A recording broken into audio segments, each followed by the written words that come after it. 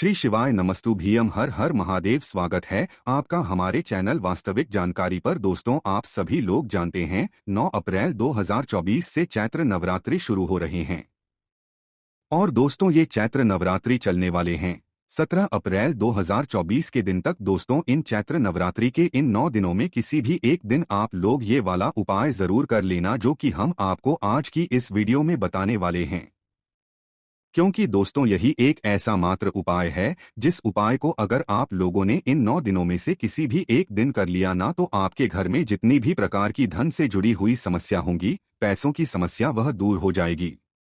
जैसे कि दोस्तों आपका मकान का काम लगा हुआ है, या आप मकान बनाना चाह रहे हो, या आप जमीन खरीदना चाह रहे हो, पर आपको पैसों की कमी पड़ रही है, पैसा आपके घर में आ ही नहीं रहा है, जिसकी वजह से आप अपना मकान भी नहीं बना पा रहे हो, ना तो जमीन खरीद पा रहे हो। क्या आपके घर में किसी का आपको विवाह करना है, बेटा या बेटी का विवाह करना है, पर धन की समस्या आ रही है? या आपको कोई नया काम शुरू करना है पर धन की समस्या आ रही है? तो इस प्रकार की अगर आपके ऊपर कोई भी धन की परेशानी चल रही है, समस्या चल रही है, घर में पैसा बिल्कुल भी नहीं आ रहा है, तो इन चैत्र नवरात्रि के 9 दिनों में से किसी भी एक दिन आप लोगों को एक लाल फूल और एक सफेद फूल वाला उपाय जरूर कर लेना चाहिए। क्योंकि दोस्तों ये वाला उपाय कोई पुराना उपाय नहीं है, बल्कि ये वाला उपाय नया उपाय, क्योंकि पंडित जी ने इस उपाय को अपने कुछ ही दिनों पहले की कथा में ही यहाँ पर बताया हुआ था, जिस उपाय को करने के बाद दोस्तों आपके घर से धन की जो समस्या होगी, जितने भी प्रकार की समस्या होगी, वो सारी दूर हो जाएगी और आपके घर में धन आना शुरू हो जाएगा। पर उसके लिए आपको भी मेहनत करना पड़ेगा, आपको भी लगन से काम करना पड़ेगा। उसके बाद आप खुद ब खुद चमत्कार देखिएगा, भगवान शिव जी का आशीर्वाद मिलेगा, और आप जब अच्छे से करेंगे तो आपके घर में धन की समस्या जितनी भी होंगी वो सारी अच्छी तरीके से दूर हो जाएंगी। तो चलिए दोस्तों, अब हम समझते हैं कि इस एक लाल फूल और एक सफेद फूल वाले उपाय को आपको करना कैसे है।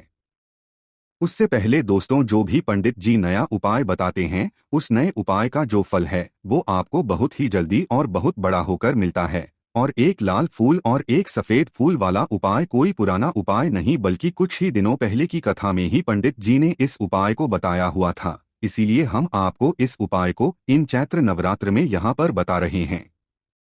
जब भी आपको इन चैत्र नवरात्र के 9 दिनों में समय मिले, आप इस वाले उपाय को कर सकते हैं। सबसे पहली चीज दोस्तों हम समझते हैं इस एक लाल फूल और एक सफेद फूल वाले उपाय को आखिर करना किसको है, किस समय करना है और कहाँ करना है। देखिए, सबसे पहली चीज, इस उपाय को कौन करेगा वो आप सबसे पहले सुन लीजिए।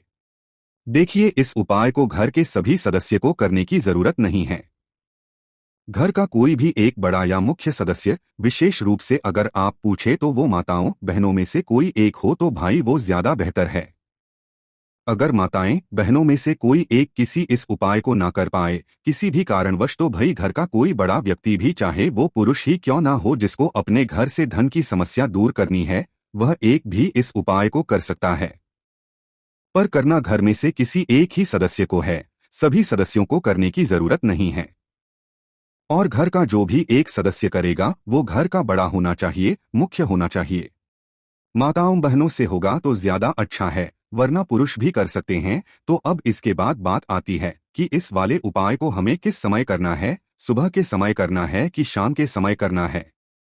देखो, चैत्र नवरात्रि में सुबह का समय और शाम का समय बहुत ही ज्यादा शुभ होता है।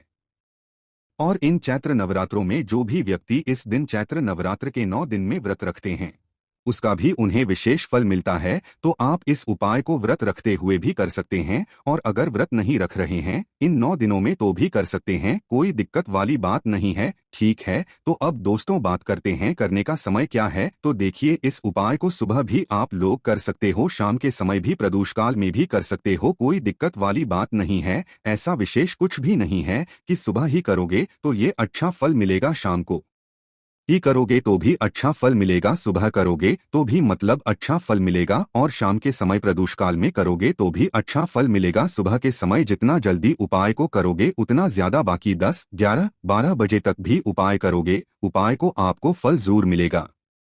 शाम के समय प्रदोष काल की बात करें तो 6 बजे से लेकर 7 बजे के बीच में उपाय करोगे तो ज्यादा अच्छा होगा। बाकी 7:30 या रात 8 बजे तक भी अगर आप लोग उपाय कर लोगे तो भी कोई दिक्कत वाली बात नहीं है, आपको उपाय का फल जरूर मिलेगा।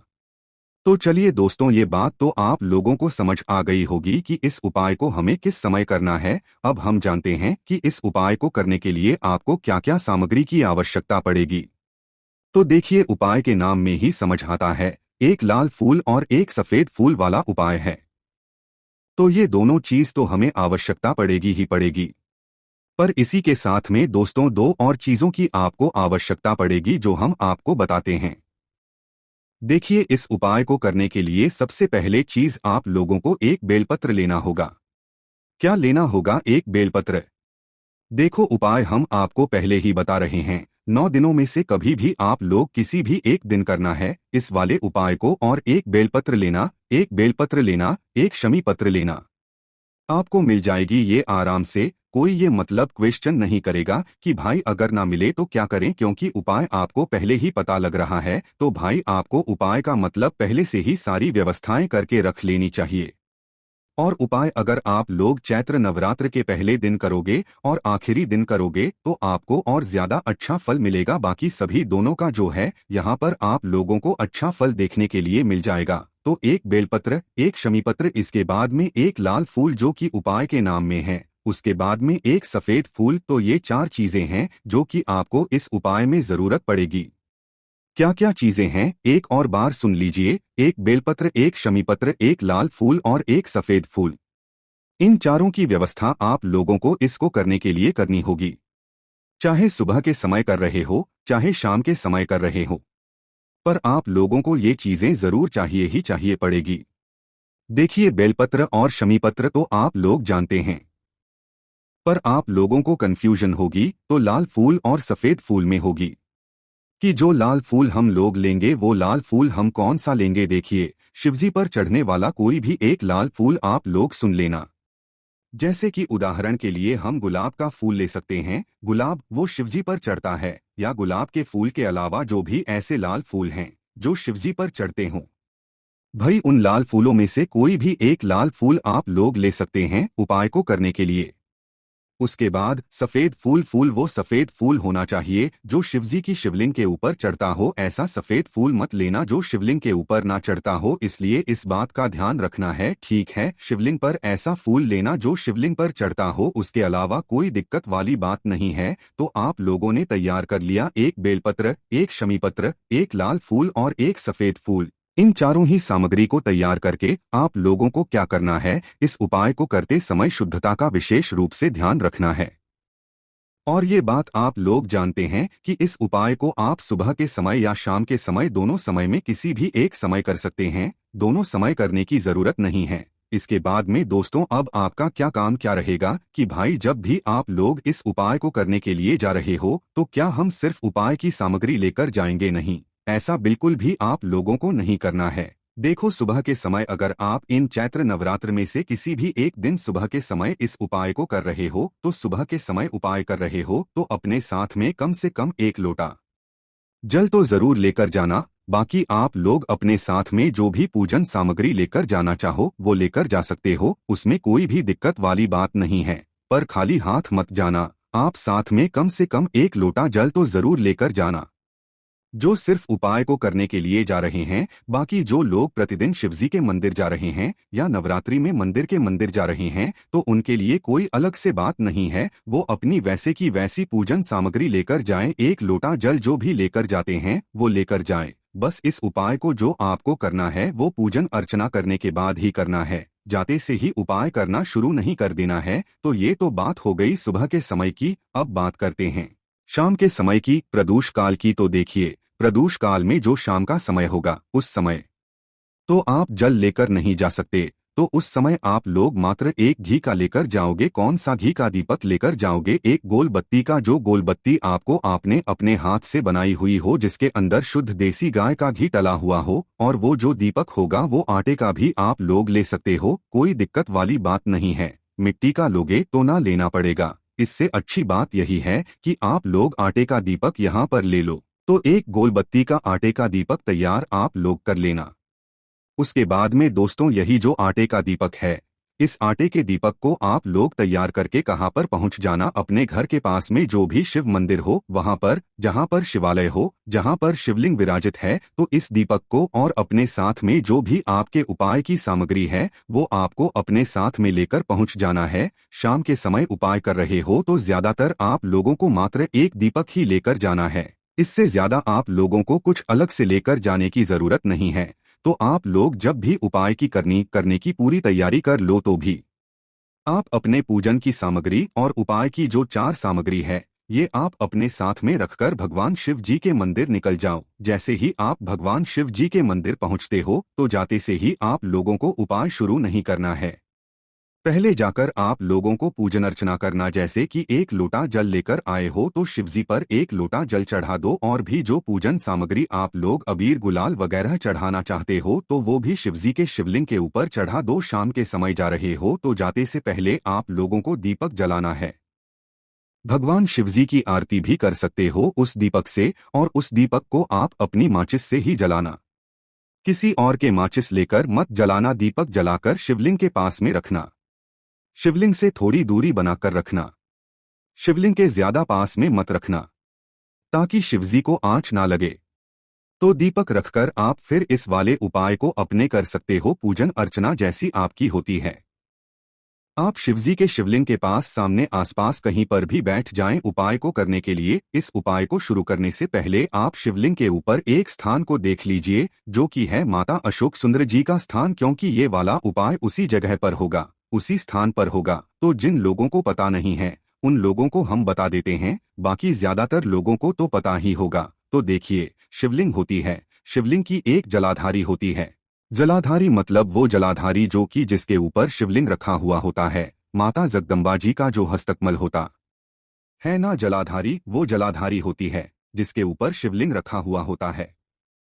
उसके बाद में दोस्तों जब आप शिवजी पर जल चढ़ा, जो वो जल बहता हुआ जलाधारी से होता हुआ जलाधारी से नीचे गिर जाता है, तो जलाधारी का वो बीचों बीच का भाग जहां से मतलब आप लोग देखते होंगे जलाधारी के बिल्कुल बीचों बीच का एक भाग होता है, वो माता अशोक चंद्र जी का स्थान होता है। तो आपको क्या करना है, जलाधारी के बिल्कुल बीचों बीच में जहाँ पर माता अशोक चंद्र जी का स्थान है वहां पर इन सामग्री को एक एक करके समर्पित करना है। जैसे कि सबसे पहले आप लोग अपनी एक बेलपत्र निकाल लो, उस एक बेलपत्र को निकालकर आपको माता अशोक सिंह रजी वाले स्थान पर मतलब जलाधारी के बिल्कुल बीचों बीच में समर्पित करना है। डंडी का मुख जलाधारी की तरफ होगा जहां से जल बहता है और जल नीचे गिरता है, ठीक है, और बड़ी पत्ती का मुख शिवलिंग की तरफ हो जाएगा।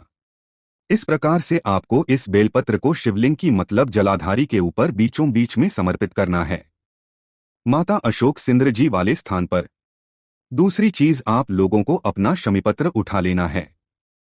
शमीपत्र को भी आपको इसी बेलपत्र के ऊपर माता अशोक सिंदूर जी वाले स्थान पर समर्पित करना है। पत्तियों का भाग शिवलिंग की तरफ ही होगा और डंडी का भाग जिस तरह से आपने बेलपत्र की डंडी पीछे की तरफ करी है, जलाधारी की तरफ जहां से जल बहता है नीचे गिरता है, उसी तरफ जो है आप लोगों को शमीपत्र की डंडी भी आपको करके समर्पित कर देना है। उसके बाद में जो तीसरी चीज निकल कर आती है वो आती है एक जो भी आप अपना लाल फूल लेकर आए हो, चाहे वो गुलाब का हो चाहे कोई भी वो लाल फूल हो जो शिवलिंग पर चढ़ता हो, तो भाई उस लाल फूल को आप लोगों को यहीं पर माता अशोक सिंह जी वाले स्थान पर समर्पित कर देना है। इसी स्वामी पत्र के ऊपर, इसी बेलपत्र के ऊपर। बस फूल का खिला हुआ भाग कहाँ पर होना चाहिए, शिवलिंग की तरफ होना चाहिए। तो इस लाल फूल को समर्पित करने के बाद अपना आखिरी में जो सफेद फूल है उसे निकाल लो। इस सफेद फूल का भी जो खिला हुआ भाग है ये आपको शिवलिंग की तरफ करके समर्पित कर देना है, और जो फूल का पीछे का भाग होगा वो अपने आप ही जो है मतलब जहां से जलाधारी जल नीचे गिरता है वहां जाएगा। तो इस तरीके से आपको इस एक एक मतलब सामग्री को शिवलिंग की जलाधारी के ऊपर मदर सूख संधि वाले स्थान पर समर्पित करते जाना है। जैसे ही आप लोग मतलब आखिरी में एक लाल या एक सफेद फूल समर्पित कर देते हो, समर्पित करने के बाद आपको वहीं पर भगवान से हाथ जोड़कर विनती करना है अपने घर में धन प्राप्ति के लिए, या आपके घर में धन से जुड़ी हुई जो भी समस्या चल रही है, या आपका कोई काम है जो कि धन की वजह से रुका हुआ है, जैसे कि घर का काम हो गया या जमीन खरीदने का काम हो गया या बेटा बेटी का विवाह हो गया, आपको पैसों की समस्या आ रही है उस काम को शुरू करने में, तो भाई आपको अपना वह भगवान से निवेदन करके बोलना है। उसके बाद में आपको भगवान का 2 मिनट बैठकर जाप भी करना है, श्री का जाप करना है। जैसे ही आपका जाप होता है, उसके बाद में वापस से भगवान से विनती करना, उनको धो देना, उनसे प्रार्थना करना और वहां से उठ जाना और भगवान से प्रार्थना करके आप लोग अपने घर पर वापस जाना। आपका ये उपाय यहाँ पर पूरा हो जाता है। देखिए दोस्तों, इस उपाय को करने के बाद ना धीरे धीरे करके आपको खुद पता लग जाएगा कि हाँ, हमने इस दिन इस उपाय को किया था और हमें इस दिन तक इस उपाय को करने का फल यहाँ पर धीरे धीरे करके मिल रहा है। पर उपाय को जब भी करो ना, मन में विश्वास रख के करना, वरना आप ऐसा सोच के करोगे कि नहीं हमें ये पैसा मिलेगा या वो चीज मिलेगी, तो कभी भी लालच के साथ उपाय नहीं करना है। मन में विश्वास के साथ आप लोगों को उपाय करना है कि हमारे भोले बाबा हैं, हमारे भोले बाबा हमें बिना मांगे सब कुछ देंगे, ठीक है। तो ऐसा भाव रखते हुए आप लोगों को इस वाले उपाय को करना है और उसके बाद में आप खुद देखना आपका काम कितनी जल्दी होता है और धन की और पैसों की समस्या कितनी जल्दी दूर हो जाती है। और चैत्र नवरात्रि के दिन है, तो इससे अच्छी और बड़ी बात क्या हो सकती है। चैत्र नवरात्रि का बहुत ही बड़ा और विशेष महत्व होता है। चैत्र नवरात्रि के पूरे 9 दिनों का बहुत ही बड़ा महत्व होता है। बाकी दोस्तों, इस उपाय करने में अगर आपको कोई भी दिक्कत समस्या आती है तो कमेंट करके पूछ सकते हैं। श्री शिवाय नमस्तुभ्यम, हर हर महादेव।